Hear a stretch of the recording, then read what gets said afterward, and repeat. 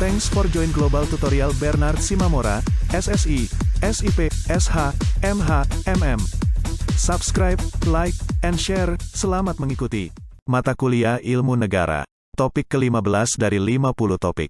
Klasifikasi negara klasik tradisional. Sejak timbulnya pemikiran tentang negara, para ahli pikir telah memikirkan tentang kemungkinan bentuk-bentuk yang muncul dari suatu negara. Hal demikian timbul lantaran hal yang dinamakan negara memiliki kemungkinan bentuk apa saja. Suatu negara bisa berbentuk demokrasi, republik, otonom ataupun lainnya.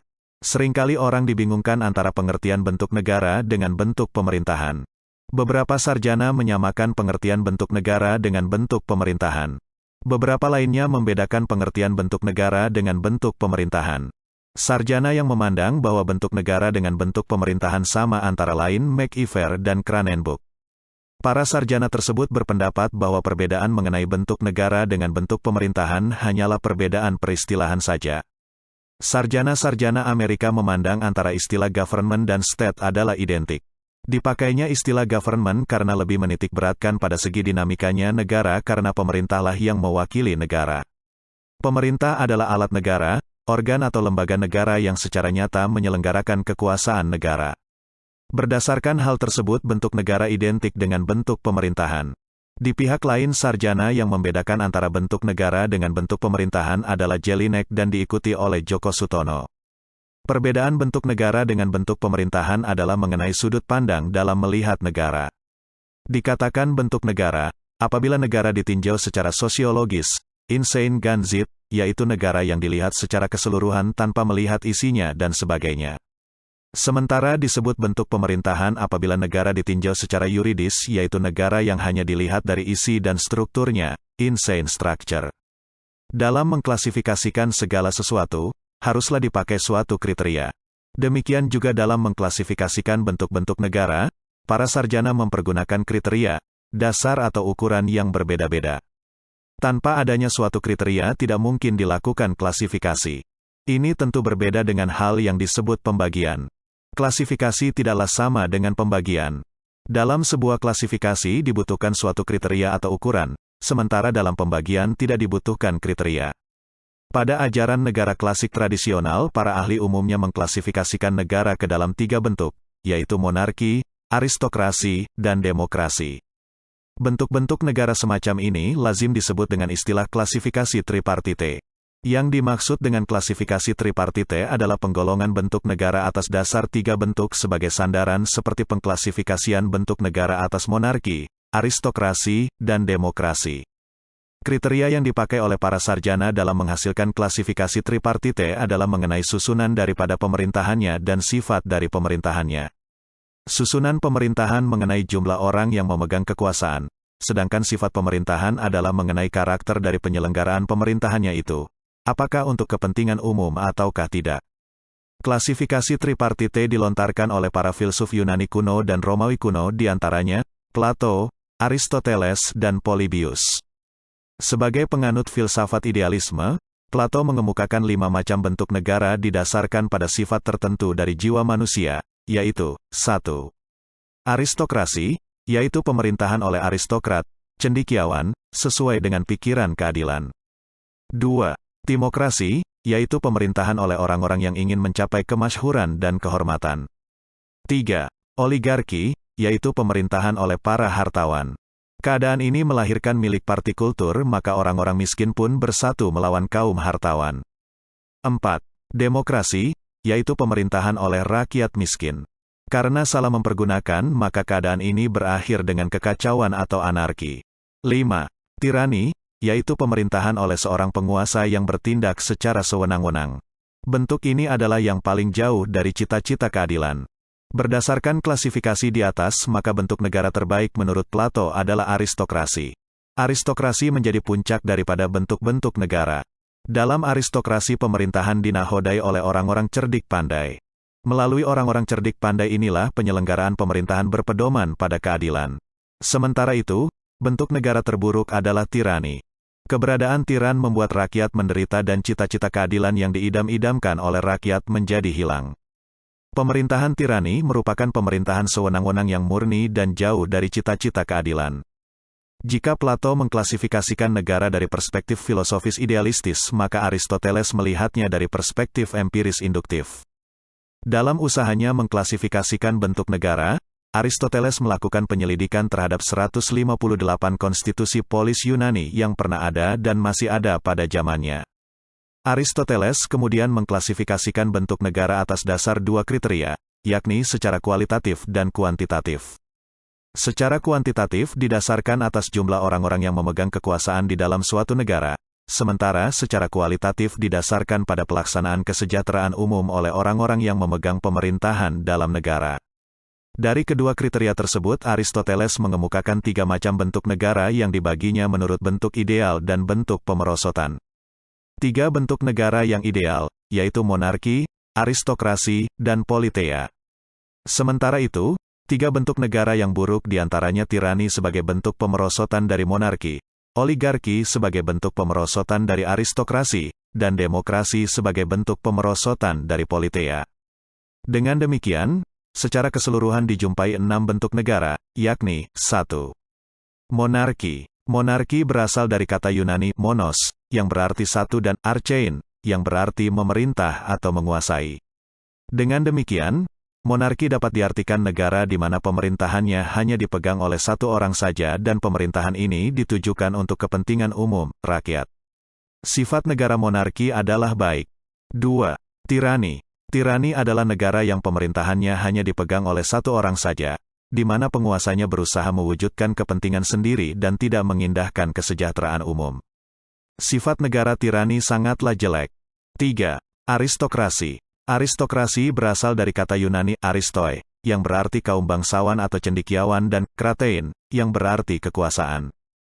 Jadi, aristokrasi adalah negara di mana pemerintahannya dipegang oleh sekelompok orang, yaitu cendekiawan guna kepentingan seluruh rakyat. Sifat negara aristokrasi adalah baik. 4. Oligarki. Oligarki berasal dari oligoi, yang berarti beberapa, dan archin, yang berarti pemerintahan.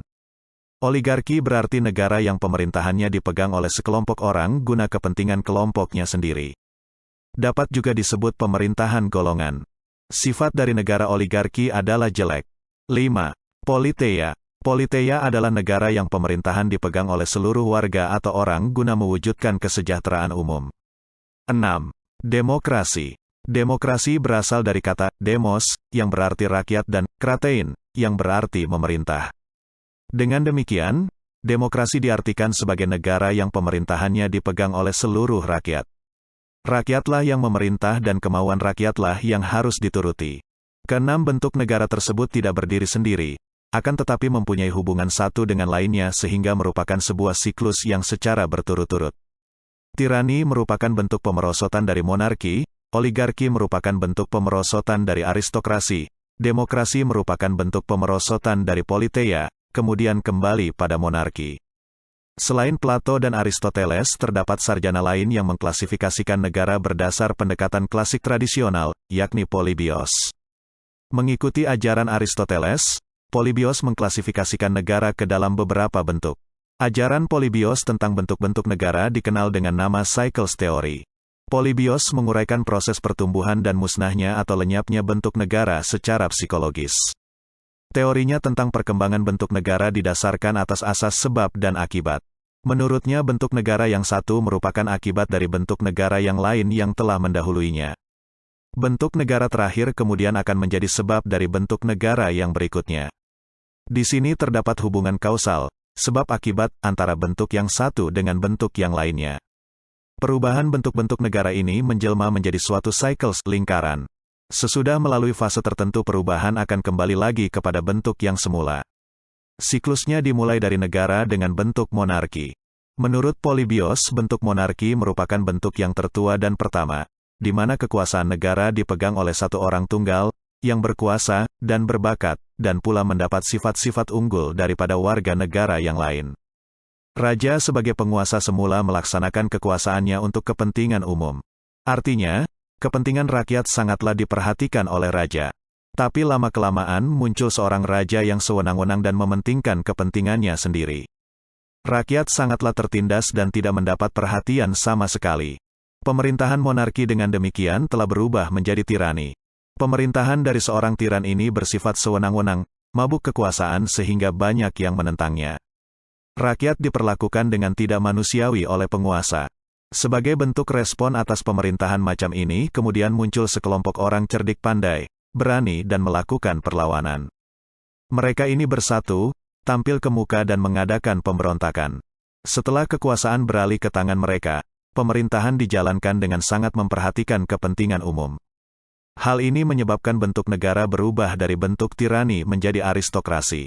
Dengan demikian, aristokrasi dipicu adanya monarki yang tiran.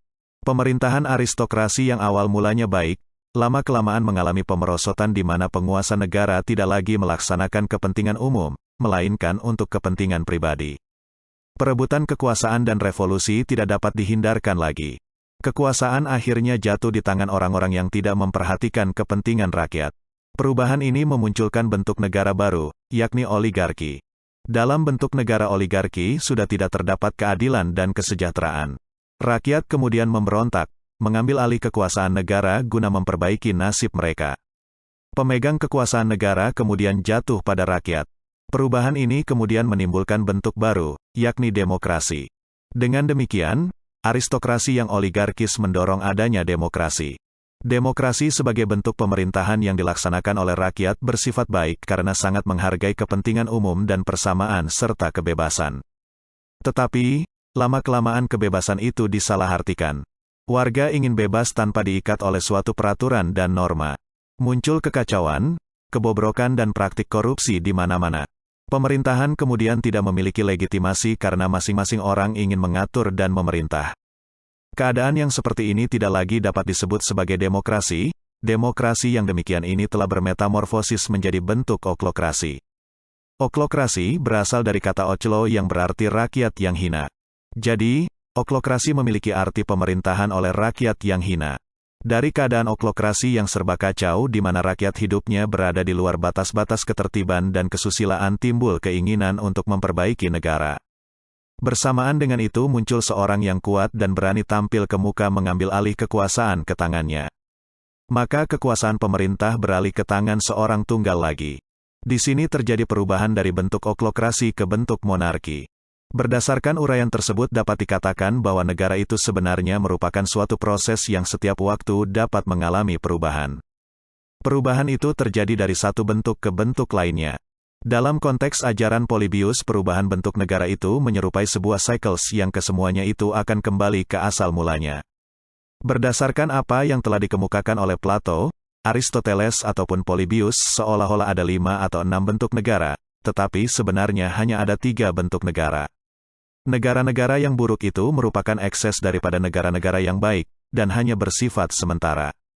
Dapat ditarik kesimpulan bahwa garis besarnya ajaran-ajaran dari Plato, Aristoteles dan Polybius tentang bentuk negara pada prinsipnya adalah sama bahwa mereka berpendapat ada 3 bentuk negara, yang kemudian masing-masing bentuk negara itu dibedakan lagi menjadi 2 jenis, sehingga ada 6 bentuk negara, yang meskipun sesungguhnya 3 bentuk yang lain itu hanya merupakan ekses saja dari 3 bentuk negara yang utama. Inilah yang kemudian dikenal sebagai ajaran tentang bentuk negara pada zaman kuno yang bersifat klasik tradisional. Itulah materi topik ke-15 ilmu negara.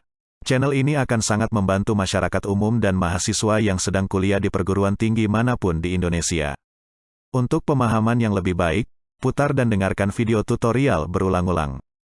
Subscribe dan like, agar Anda mendapatkan update tutorial lainnya. Bagikan juga link video ini, agar teman lain juga mendapatkan manfaat channel ini.